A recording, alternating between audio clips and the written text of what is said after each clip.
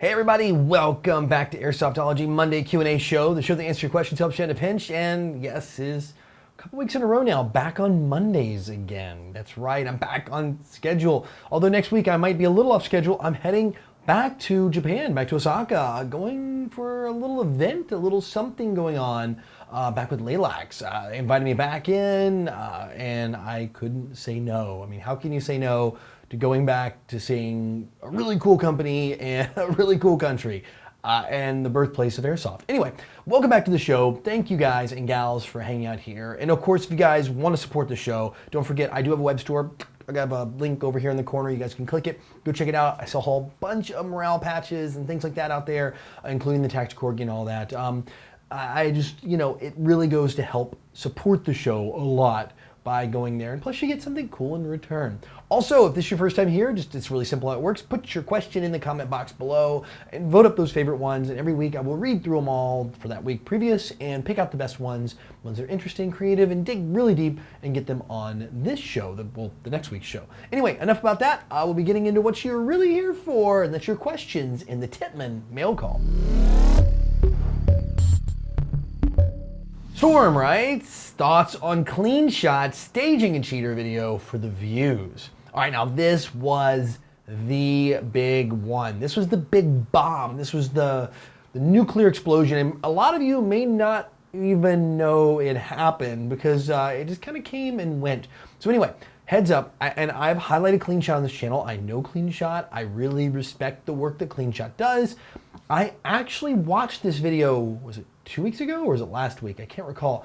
I watched it because I was like, oh, this will be a great video recommendation of the week. I get to the end of the video and I get to this cheater moment and I was like, it doesn't seem right. There's just something a little off. It feels like this was just added in or something wasn't, I don't know. I do a lot of editing, right? So for someone like me, I can notice a little bit when things just don't seem off, like maybe the lighting's a little different, the context of when that's put in. It just didn't feel like it flowed with the story of the video. It's like all of a sudden it just jumped to this other thing and boom, here it was. It wasn't like it was mixed in with gameplay. Anyway, the video is long since taken down, so don't even try to dig it up. I've looked for it.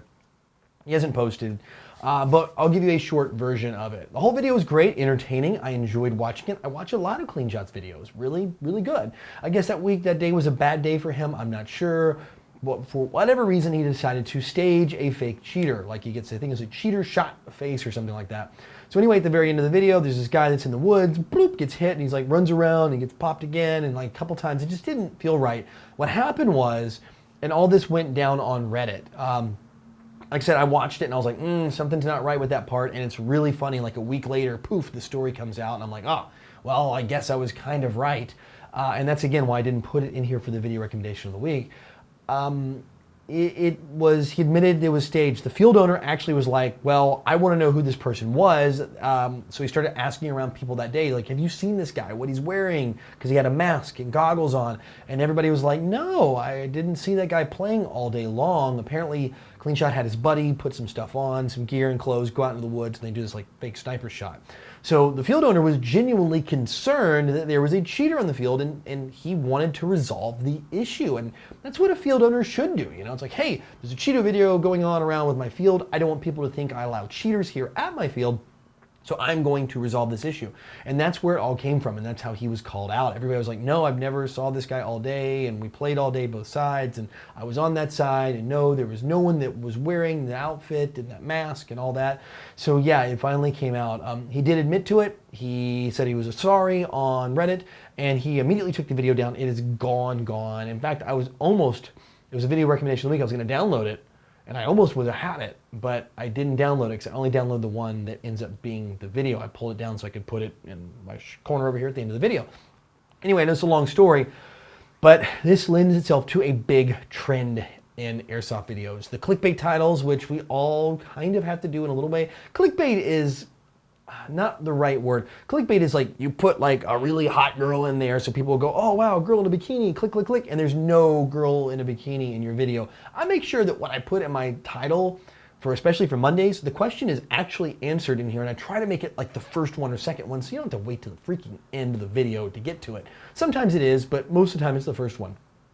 Or I use like some images in the thumbnail and they're not related. Like I did a video from last week, I put up Osaka, Japan SHOT Show. Those were actually the thumbnail, the girl and the little tactical Ted were people I took from the show, and I cut them out and put them in the thumbnail, and you can watch the video and they're in there in the video. I actually just took some photos of them while I was there. So you can see both of those things in my video because they actually are. They're not just like fake clickbaity stuff. You see a lot of that like in music videos, like some like pretty girl in the music video, and then you watch the video and you're like, well, this isn't in there. That's it. Also with airsoft, clickbait is, you know, like cheater exposed, you know, like everybody's doing cheater, cheater, cheater, cheater. There's a reason I don't do the cheater videos. I've done a couple in the past and I just stopped. It just doesn't bring up for me a good light to this business. I know it gets the views. I know people see cheaters every day when they play, but I just try to really minimize that and try to put more of a positive light on this. So back to Cleanshot here. I understand he needs to get views. This is tough. We don't make a lot of money. We really, really don't. I know you guys think, oh man, YouTubers make a ton of money. You guys are rich. You're just raking in those YouTube dollars. I make less than I like for what I get paid from YouTube. I couldn't even afford rent at a cheap apartment anywhere. I'd have to have a roommate. It's that little. I mean, I show some people, I'm like, hey, this is what I make every month before taxes, which by the way, US taxes being self-employed is like 35%, and that comes out. Then my agent gets their cut because I have an MCN, a network. So like, it's like kind of half of what this number is. And even then, half of one I couldn't pay a car note, seriously, on YouTube.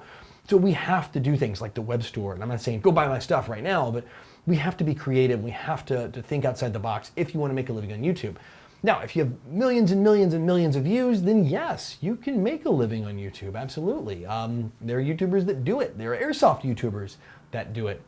But you need a lot of clicks. You've got to have those clicks. And I think that's what he fell for too on this. So anyway, and it's a really long answer to a question, and I will try to get a link to the Reddit post and all those things that you guys can at least go read and see what happened. And I really hope, don't thrash him, don't unsub. I hope he's learned his lesson. I would love to see him come back and just get back to what he's really good at, is making great videos. Everybody deserves more than one chance. I need second chances in life too. So maybe we can give him a second chance, and don't run over there and mash that unsub and go, I hate Cleanshot. I can't believe you did that. It's tough, guys and gals. It really is. But I want to know, what you guys think though? I really do want to know what your thoughts are. Do you think it was bad or good to do that? Do you think other YouTubers have done that with their gameplay to get views and we just didn't know it because they did it better? Let me know in the comment box below. I'm kind of curious. Don't get too mean with the YouTube names, but I'm just curious what your thoughts are. If it's okay because it's entertainment value to add that thing in, maybe there's nothing wrong with it, or maybe it's one of those things that you shouldn't do because it's just not the right thing to do. I want to know. Let me know, and I'll join the conversation down there with you guys and gals. Shoot, you miss rides. What's up, Jonathan? Curious to know what you think the best value performing gas blowback rifle is. I've always played with AEGs, and what I've seen, like the LM4 is the best option. What do you think? LM4 is good, but I've had some issues with the LM4, just the bolt catch issue and all that. I think all in all, my experiences with gas blowback, the best brand I've played with so far is GHK. It just seems all around to be the better performing. The old WE stuff was pretty bad. The new stuff, from what I understand, is kind of good, but I don't use WE. I don't have personal experience with that brand. I know some of you recommended that in the comments. I do have personal experience with GHK, and I think they do make some really good stuff. I found that GHK gas blowback M4s are probably, in my opinion, one of the better feeling, shooting, and performing gas blowback airsoft rifle out there. The LM4 is good. You do have to make some changes, like that bolt catch thing. It always bends, and I had to mod mine. And I had mine tuned by somebody who's very good at it. I mean, like, worked for the company KWA, tuned it for me and added a bunch of aftermarket parts. And still, it was just a little lacking at the time. You know, just there's too many little problems. If they maybe make some changes to some of those parts, possibly. I know some people are Marui fans out there. I've never used a Marui gas blowback when it comes to the M4 platform, that is. But yeah, I think my personal experience, GHK, probably right now for me and what I've used, is top of the pile. Crashy S writes, can I use any M4 style hop-up chamber for any M4 style gun? Most. Like KWA has the special 2-piece hop-up. It's not going to work. Some other guns that are M4 style, like Scars, are kind of the same platform. You're not going to be able to use standard M4 hop-up chamber, but for the most part, most of them will work. My experience, I've had really good luck if you're looking to upgrade to aftermarket. I've had really good luck with the Pro-Win hop-up. I mean, CNC'd, really, really good luck with that. Put it in some VFC guns. Oh, shoot, so good. Also, I've been playing around with the new Prometheus hop-up and actually been pretty impressed. Got a full review coming up, though. I don't want to give too much away on that. So that could be one you could look at, too. They've got an aftermarket one. And there were some others in the past, but those really companies aren't around anymore. So those are two maybe you want to look at right now if you're looking. What you want to look at, though, is rotary style, really. Or a really good, smooth, adjustable hop-up. I think those are important things. I'm a big rotary style kind of guy, and that's where Pro-Win, I think, it really shines. Also, all of them are not created equal when it comes to size and fit and air seal and how the barrel and all that goes in. I mean, your mileage will always vary, but I really think for me, it's that big dial on the hop-up so you can really tune the shots in. The side wheel thing, it's okay. I just said okay in Mandarin. It's okay, it just sometimes has a tendency to creep. Some brands are better, absolutely, but some are not as good. So anyway, that's kind of my 2 cents on it. If you want to look into them, check into those two I recommended and see which one works for you. Again, everything may be a little different because every airsoft gun is different. My YouTube channel writes, when do you plan on moving back to the USA? As of right now, no plans. I'm here in Taiwan. This is where I'm going to be. I think this is a pretty great place to live. I enjoy it here. And there's some really cool things to do and see, and it's kind of the new heart of airsoft in the world. I mean, everything, pretty much most of the big companies are made here, or just a quick airplane flight over in Hong Kong or up into Japan puts me kind of center of both of them. It's kind of a great spot to be. So right now, no plans on moving. Architect, whatever your name is, what makes or breaks an airsoft field for you? I didn't even try on I'm sorry, on the name. It's too many letters. I want to put the wrong emphasis on the incorrect syllable. Anyway, what makes or breaks an airsoft field for me, and I've said this before, is the ref staff and the rules and how they enforce the rules. It's a real simple one for me. Good rules, good chronograph, refs enforcing those rules, watching out for cheaters, correcting cheaters, not just kicking them off, but correcting them, giving them opportunity, a learning experience. All those things I think are extremely important for a great field, but it comes down to good ownership, good management, and more importantly, good ref staff, referees, the umpires, whatever you want to call them at your field. They are the heart and soul of a great airsoft. All right, that's it for questions this week. And now it is time for the Code Red headsets video recommendation of the week. And this one I do have a personal recommendation this week. I'm going to call an audible like I have a couple weeks ago. I'm saving, actually got some great ones from you guys and gals, but this one, I was going through my old subs and I was like, oh my gosh, these guys popped up. Like my I never really unsubscribed from airsoft channels. I'm like, TRAC, TRAC. I was like, oh my God, I haven't seen videos from these guys in forever. They're an airsoft team. They're a French airsoft team, and they are freaking fantastic. They were one of the first ones I started watching. I felt raised the bar in YouTube videos, and this is like 4 or 5 years ago. I mean, before Noverage, before Jet, before all of us, these guys really took that gameplay video and just cranked it up. In fact, they never got the views that I felt like they deserved. Well, anyway, flash forward now, they have another one. They went to Border War, and this is like the final episode, Border War 10, and they've got a bunch in this series.